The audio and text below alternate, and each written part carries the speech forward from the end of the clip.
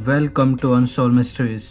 तो दोस्तों, आज के इस वीडियो में हम और आप मिलकर बात करने जा रहे हैं साल 2019 में आई लिटिल मॉन्स्टर के बारे में बात करेंगे। ये एक Australian comedy zombie horror movie है जिसे डायरेक्ट किया था एबे फॉस्टर ने। अगर आपने अभी तक हमारी previous zombie horror movie check out नहीं करी है तो ऊपर दिख रहे आई बटन में आप सभी को उन मूवीज के लिंक्स मिल जाएंगे जिन्हें आप इस मूवी के बाद या कभी भी देख सकते हैं। तो अब बिना और टाइम वेस्ट किए चलते हैं सीधा वीडियो के तरफ।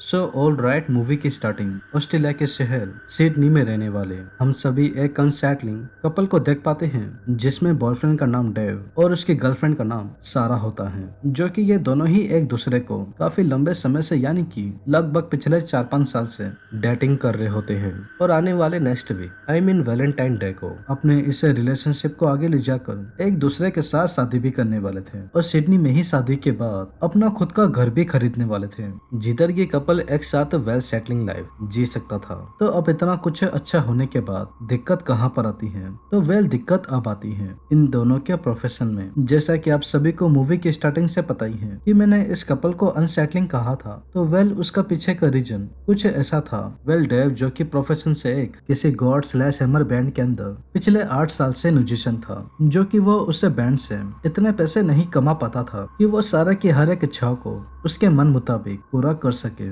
जो वो डेव से एक्सपेक्ट करती थी। बट समहाउ वो अपनी इस जॉब से काफी खुश और सेटिस्फाई था और किसी भी हालत में नहीं छोड़ना चाहता था। क्योंकि रही बात सारा की, तो वो प्रोफेशन से एक किसी माइकल नाम की कंपनी में ऐसे फैशन डिजाइनर का काम किया करती थी, जो कि माइकल से काफी अच्छा कमा लेती थी और एक वेल नोइंग प्रोफेशनल जॉब कर रही थी। तो बस उसी के चलते सारा ये माइकल को दिन रात टोट मारते हुए उसकी फ्रेंड्स, फैमिली और कुछ रिलेटिव के सामने डेव की जॉब का सबके सामने मजाक बनाते हुए बुरी तरीके से इंसल्ट कर उसको उसकी ये म्यूजिशियन वाली जॉब छोड़कर कोई प्रोफेशनल मार्केटिंग का काम करने के लिए कहती है ताकि ये अपनी इस लाइफ को सेटल कर सके। बट अब जैसा कि मैंने कहा कि डेव ये अपनी इस म्यूजिशियन वाली जॉब को किसी भी कंडीशन में छोड़ना नहीं चाहता था, फिर चाहे भले कुछ भी क्यों न हो जाए। तो ये रोज रोज सारा के तानों को सुन अंदर से बुरी तरीके से फ्रस्ट्रेट होकर गुस्से के मारे अपनी गर्लफ्रेंड सारा से 6 साल पुराना रिलेशन तोड़ हमेशा के लिए उससे ब्रेकअप कर लेता है और सीधा कुछ दिनों के लिए अपनी सिस्टर एलिसा के घर रहने के लिए चले जाता है ताकि ये उससे मूव ऑन कर सके।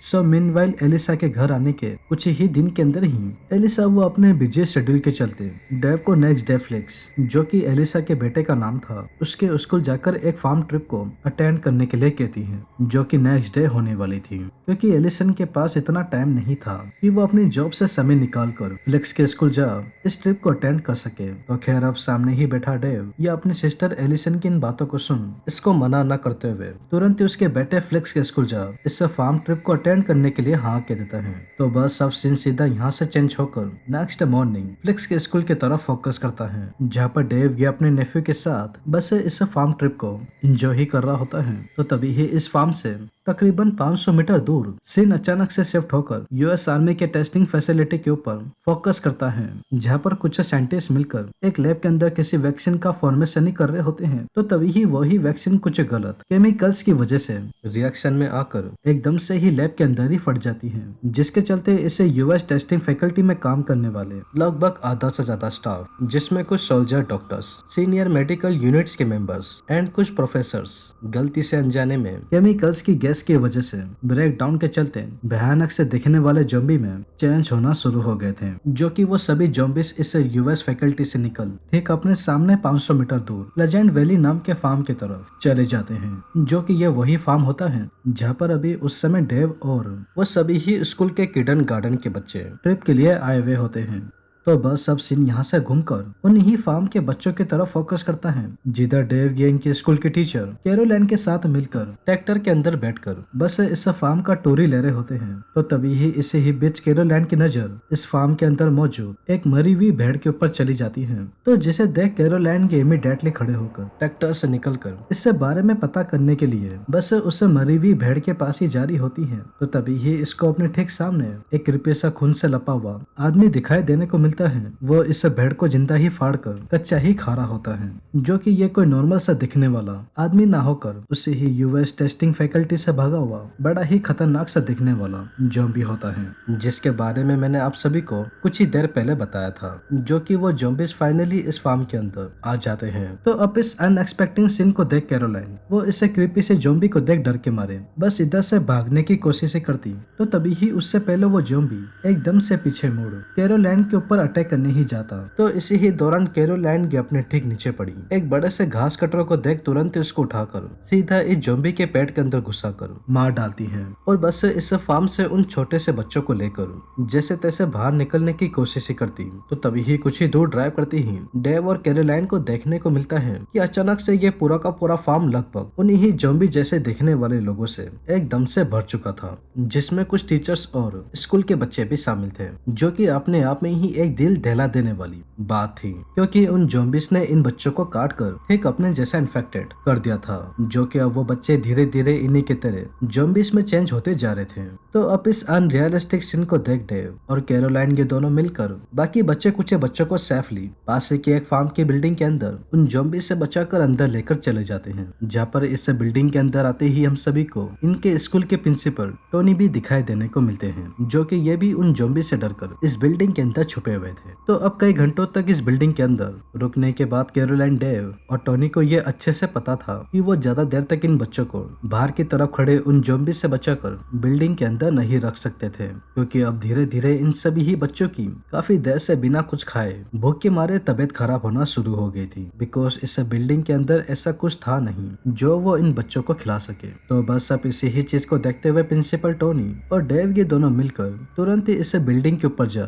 इस फार्म से बाहर निकलने के रास्ते के बारे में देखने की कोशिश करते हैं। तो तभी ही टोनी को ठीक अपने सामने की तरफ एक बड़ा सा ट्रैक्टर दिखाई देने को मिलता है, जिसके जरिए वो सभी ही बच्चे इस ट्रैक्टर में बैठकर बहुत ही आराम से निकल सकते थे। तो बस उसी ही चीज को देखते हुए टोनी ये डेव को इन ज़ॉम्बीज को डिस्ट्रैक्ट करते हुए फार्म से दूर ले जाकर उन सभी ही बच्चों को इधर से निकलने के लिए कहता है। तो बस अब इस मूवी के एंडिंग में टोनी वो इमीडिएटली छत से कूदकर इन सभी ही ज़ॉम्बीज को बिल्डिंग से दूर अपने पीछे ले जाकर डिस्ट्रैक्ट करने की कोशिश करता है। तो अब इस चीज को देखते हुए डेव के तुरंत ही इस बात का फायदा उठाते हुए इन सभी ही ज़ॉम्बीज को इधर से जाता देख बिल्डिंग के अंदर बैठे उन सभी ही बच्चों को बड़ी ही चालाकी से बाहर निकाल ट्रैक्टर के अंदर बिठा देता है और बस टोनी के ट्रैक्टर की तरफ आने का वेट करता है। लेकिन तभी ही अनफॉर्चुनेटली टोनी, जो कि भागते भागते थक चुका था, अचानक से बॉडी का बैलेंस बिगड़ जाने की वजह से एकदम से ही नीचे गिर जाता है। तो जिसे देख पीछे ही खड़े वो सभी लोग टोनी की बॉडी को फाड़ कर कच्चा ही खा जाते हैं। तो अब टोनी को इस तरीके से मरते देख डेव ये जैसे तैसे इन सभी ही बच्चों को इस ट्रैक्टर के जरिए फार्म से दूर लेकर ही जाता। तो तभी ही उसी ही वक्त वो ही यूएस टेस्टिंग फैकल्टी की टीम, जिसके कुछ मेंबर्स ज़ॉम्बी ब्रेकडाउन के अंदर इन्फेक्टेड होने से बच गई थी, ठीक इसे ही फार्म की तरफ पहुंच जाती है, जहाँ पर वो इन सभी ही बच्चों को इन ज़ॉम्बी से बचाकर सीधे उन सभी ही इन्फेक्टेड लोगों को शूट करके मार डालते हैं। और बस हमारी ये मूवी एक नॉर्मल एंडिंग के साथ ठीक इधर ही एंड हो जाती है। वेल, अगर आप इस मूवी को स्टिल पर्सनली देखने में बिलीव करते हैं तो आप सभी को ये मूवी यूट्यूब पर बहुत ही आराम से सर्च करने पे मिल जाएगी, जिधर आप सभी जाकर उसको देख सकते हैं। बाकी अगर मुझसे इस मूवी के एक्सप्लेनेशन को लेकर कोई गलती हो गई हो जिसको मैं कवर करना या फिर बताना भूल गया हूँ तो प्लीज मुझे कमेंट्स करके जरूर बताइएगा। तो वेल दोस्तों, यही थी लिटिल मॉन्स्टर की एक्सप्लेनेशन एंड आई होप आप सभी को ये वीडियो जरूर पसंद आई होगी। और अगर वीडियो पसंद आई हो तो चैनल को सब्सक्राइब किए बिना और वीडियो को लाइक किए बिना बिल्कुल भी मत जाइएगा, क्योंकि मैं अपने आने वाली वीडियो में ऐसे ही और मूवीज की एक्सप्लेनेशन लेकर आता रहूंगा। तो तब तक के लिए take care and peace out.